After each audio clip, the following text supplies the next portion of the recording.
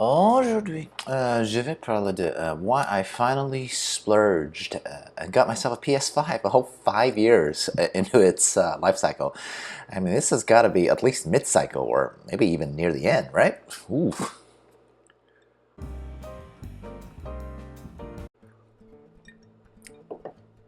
Hey, Zempuck here.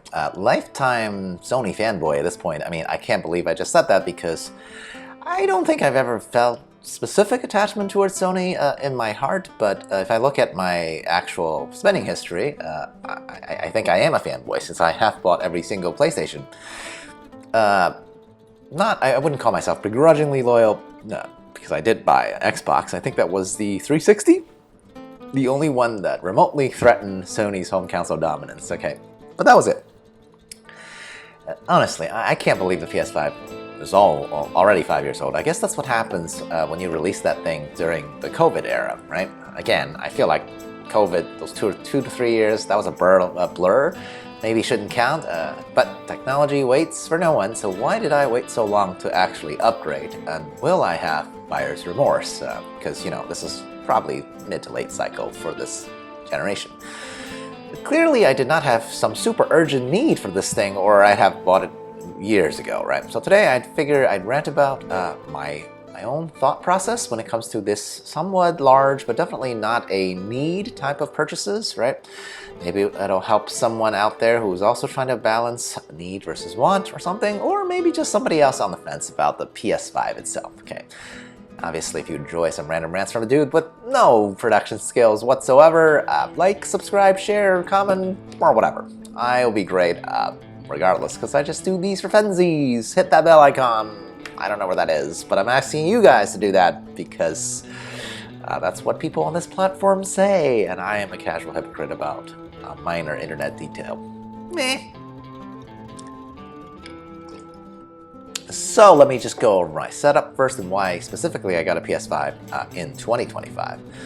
I did just get a standard PS5, not the PS5 Pro, and I did get the version with a disk drive. So the whole thing ran me with tax about $600, right? Could have been worse because the PS5 Pro is like $800 to start, I think, right? The first thing I got, first game that I got with this new system, of course, has to be a game that I can only play on the PlayStation 5 because I don't have anything else that'll run it. No, it is not a PlayStation exclusive, but still a fancy, newish game, and that, of course, is Baldur's Gate 3, the game of the year from 2 years ago. I don't have a gaming PC, so this is the option that I went with. I do have a Steam Deck, but honestly, even through the tinted lenses of the Steam Deck's own subreddit, it just didn't seem like it would be too much of a fun time to play this game on the deck, especially if I had an option in the PlayStation 5. Okay, that game, the physical game, because I got the physical copy, ran me like $100. So my splurge for in the fall of 2025 for gaming is like $700. So yeah, not cheap. But for a game that I think both wifey and I can sink hundreds of hours into, I think the value proposition is actually pretty reasonable. The one fear I had was whether my wifey would actually take to Baldur's Gate, but alas, that whole purchase happened a week ago. Wifey and we're both all in on this game. Playing a PC game essentially on the couch. We're doing that, you know, we alternate. It's been amazing.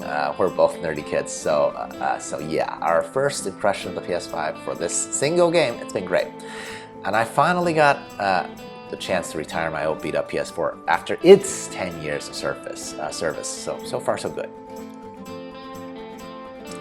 So my next point, I'm going to talk about the relative value compared to PCs and limitations as to what I would actually play on the PS5 versus what I wouldn't, right? Now, one of the primary reasons that kept me from buying the next PlayStation for my next-gen gaming needs was like, honestly, these days, if you want to play games online, in the PlayStation ecosphere, you need to pay for their online subscription model, which is basically their monopoly of a gaming Netflix bundle.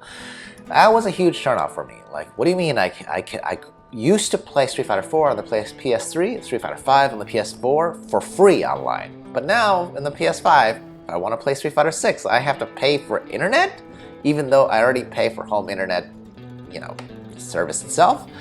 How does that make any sense? Okay, so I'm a fighting game fan. I do have Street Fighter 6, specifically not on PlayStation. Not now and not ever again. So anything I play online, I will not be buying on PlayStation 5 because I refuse their subscription model.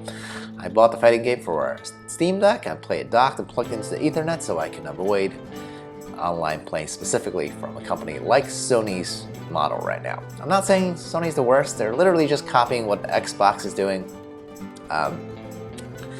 But the console online is just a no for me, right? I will only be using my PS5 for fancy new single player games only, right? That works out well for me because, you know, besides fighting games, I'm hugely a fan of RPGs, and most RPGs do not require an online component. So I'm fine with buying physical copies of single player experiences for my PS5 and ignoring the social pressures of online games mostly. Okay, piece of cake. Now that doesn't mean that I don't have an outlet for online games. Obviously, I still have my Steam Deck. That's just also better for like retro gaming and just indie gaming, so they both have their place. But the new toy in the house, the PS5, finally give me options for like the AAA titles, I guess you could call it that. Now, final point, long-term outlook, right? Actually, I have to say I love the PS5 can replace my PS4 because it basically plays like 99.9% of my PS4 library. So this decision of backwards compatibility also reassures me that even when the next generation comes out, my PS5 will probably maintain its value for quite a few more years, right? I mean, I did retire the previous version after 10 years of service, right? My God, a decade in gaming terms is like a very long time. Compare that to any hardware that what like somebody like Valve makes. Steam Deck's been out for 3 years and the internet's already clamoring for a sequel, right? They did just review like their newest home consoles with SteamOS that I am excited about, at least until I found out about the pricing, right? I find it fascinating that the soon-to-be released, latest SteamOS home machine might actually be less powerful and more expensive than the base PS5. Now, if that's the case, I'd feel even better about my, even this late purchase of PlayStation 5. Still, I'm glad Steam's getting more involved in making hardware, if only to put some pressure on Sony to do better, right? Xbox was doing that, but I think they've given up, and Nintendo's playing a different game. So any kind of competition in terms of home machines would be welcome. Long term, I expect the next generation to actually take a bit longer, if only because at this point graphics are harder to improve, right? Like I feel like some of these PlayStation 5 games already look basically photorealistic, so we shall see where it all goes.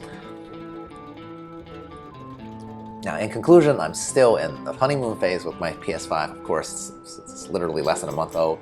New console, new game, I think it's awesome. I mean, I love it when I enter our immediate room and my wifey's already in the game that we're both playing.